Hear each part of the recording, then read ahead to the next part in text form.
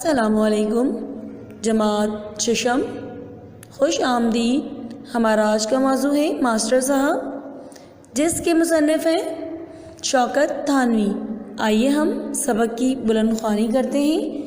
آخر یہ کب تک یوں ہی گلی ڈنڈا اڑاتا پھرے گا؟ تم کو تو جیسے کوئی فکر ہی نہیں ہے۔ تعلیم کا زمانہ نکلا جا رہا ہے۔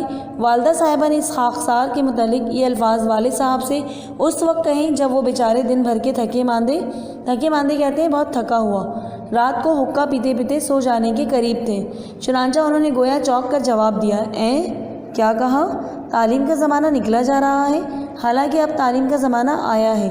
بہرحال میں خود اس کی فکر میں ہوں، کوئی معقول کہتے مناسب ماسٹر مل جائے تو اس کو پڑھنے بٹھا دوں۔ اس واقعے کے 3 یا 4 دن کے بعد ایک ادھیڑ عمر انسان بحیثیت ماسٹر کے والد صاحب خدا جانے کہاں سے پکڑ لائے اور ہم کو ان کے حضرت کے سپرد کر دیا۔ لہٰذا ہم نے ان سے شرف تلمذ حاصل کرنا شروع کر دیا۔ شرف تلمذ شاگردی میں آنا، اور مولوی محمد اسماعیل میٹھی کی اردو ریڈر کے علاوہ کنگ پرائمر کا سبق بھی لینے لگے۔ اگر استاد قابل اور شاگرد ذہین ہو تو کوئی وجہ نہیں کہ تعلیم کامیاب نہ ہو۔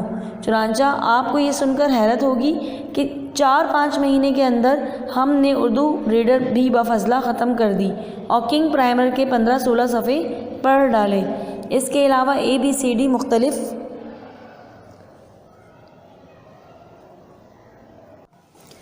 طریقوں پر لکھنا سیکھ گئے اور 100 تک ہندسے اردو اور انگریزی میں لکھنا سیکھ لیے۔ اب آپ ہی بتائیے کہ 4-5 مہینہ میں اس سے زیادہ ایک ماسٹر اور کیا پڑھا سکتا تھا اور ایک ذہین شاگرد اور کیا پڑھ سکتا تھا؟ مگر باوجود ماسٹر صاحب کی اس محنت اور ہماری ذہانت کہتے ہیں سمجھ بوجھ کہ والدہ صاحبہ کو ہمیشہ یہ شکایت رہتی تھی کہ ماسٹر صاحب کچھ پڑھاتے نہیں ہیں اور ہمیشہ جلدی چھٹی دے دیا کرتے ہیں۔ قصہ اصل میں یہ تھا کہ ماسٹر صاحب بیچارے ہم کو 2 گھنٹہ روز پڑھانے پر ملازم تھے، مگر ہم کو یاد نہیں پڑتا کہ کبھی آدھا گھنٹہ سے زیادہ پڑھایا ہو۔ پہلے تو آتے ہی ہم کو اردو ریڈر کا سبق اس طرح پڑھایا کہ خود پڑھتے گئے اور ہم سے کہا کہ آواز سے آواز ملا کر تم بھی پڑھتے جاؤ۔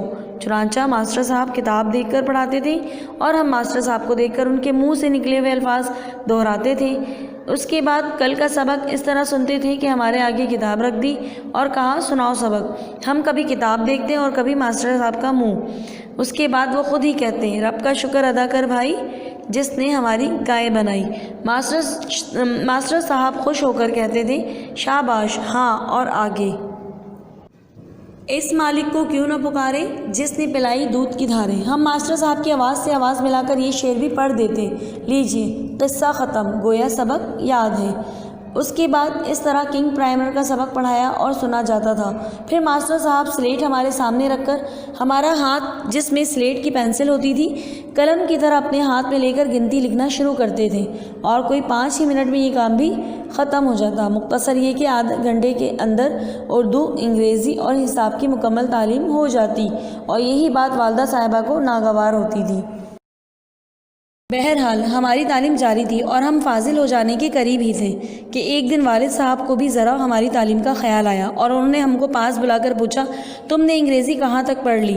ہم نے کہا آدھی کتاب پڑھ چکے ہیں۔ والد صاحب نے اپنا انگریزی اخبار اٹھا کر ایک موٹے سے حرف پر انگلی رکھتے ہوئے کہا، یہ کون سا حرف ہے؟ ہم نے اس حرف کو گھور کر دیکھا اور غور کرنا شروع کیا کہ یہ کون سا حرف ہو سکتا ہے، مگر کافی غور کے بعد ہم اس نتیجے پر پہنچے کہ یہ خواہ کوئی بھی حرف ہو بہرحال ہماری کتاب میں نہیں ہے۔ والد صاحب نے کہا، بتاؤ یہ کون سا حرف ہے؟ ہم نے جواب دیا، یہ حرف تو ہم نے نہیں پڑھا۔ والد صاحب نے کہا، کیا کہا؟ یہ حرف تم نے نہیں پڑھا اور آدھی کتاب پڑھ گئے؟ اچھا یہ کون سا حرف ہے؟ ایک اوپر کے حرف پر والد صاحب کی انگلی رکھی ہوئی تھی۔ یہ حرف بھی کچھ عجیب قسم کا تھا، گویا چائے کی پیالی کا ٹوٹا ہوا کنڈا۔ ہم نے اسے غور سے دیکھ کر گردن ہلاتے ہوئے کہا، ہمیں نہیں معلوم۔ ایک تیسرے حرف پر والد صاحب نے انگلی رکھ دی۔ یہ حرف بالکل ڈلی کاٹنے کے سروتے کی طرح تھا اور غالباً حرف نہیں تھا بلکہ سروتا ہی تھا، لہٰذا ہم نے کہا سروتا ہے۔ والد صاحب نے حیرت سے کہا، کیا کہا؟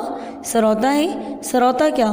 ہم نے والد صاحب کی محدود معلومات پر ہنستے ہوئے کہا، آپ کو معلوم نہیں سروتا کس کو کہتے ہیں؟ جس سے ڈلی کاٹی جاتی ہے۔ والد صاحب نے کہا، والد صاحب نے ہم کو اور اس حرف کو یکے بعد دیگرے غور سے دیکھتے ہوئے کہا، یہ ڈلی کاٹنے کا سروتا ہے، کیا تمہارے ماسٹر صاحب نے یہی تم کو بتایا ہے؟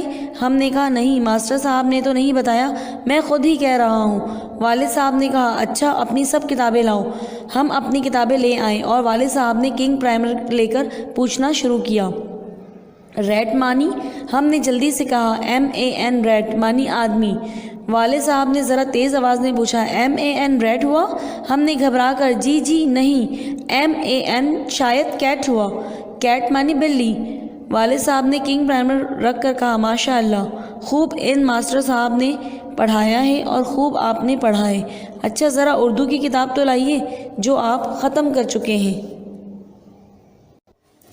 ہم نے کتاب دے دی اور والد صاحب نے کتاب کھول کر ہمارے سامنے رکھ دی کہ پڑھو، مگر آپ ہی بتائیے کہ یہ بھی پڑھنے کا کوئی طریقہ تھا کہ ہم خود بخود پڑھنے لگے؟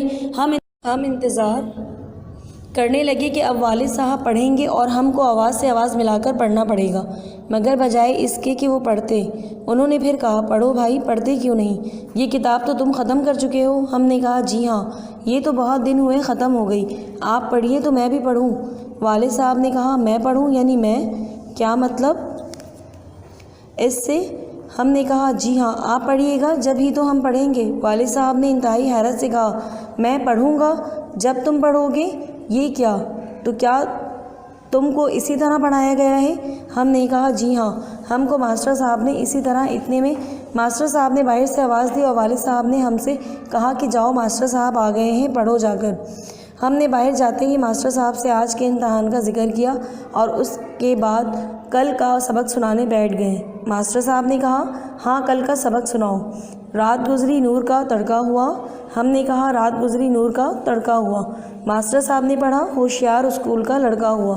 ہم نے آواز ملا کر پڑھا ہوشیار اسکول کا لڑکا ہوا۔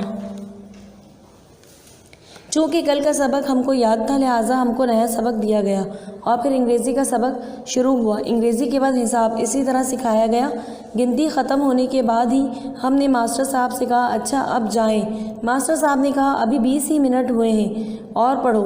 ہم کتابیں چھوڑ کر ماسٹر صاحب کی گردن میں لٹک گئے۔